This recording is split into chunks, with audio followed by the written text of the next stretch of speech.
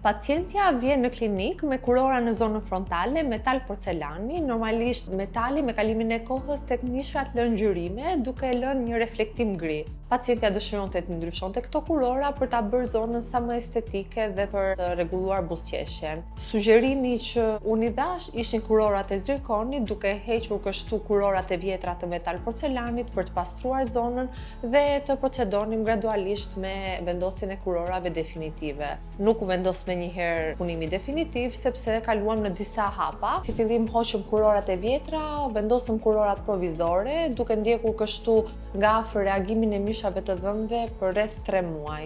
Pas periudhës me kurora provizore, kontrolluam që mishat e dhëmbëve kishin arritur në gjendjen optimale dhe mund të procedonim lirisht me vendosjen e kurorave definitive.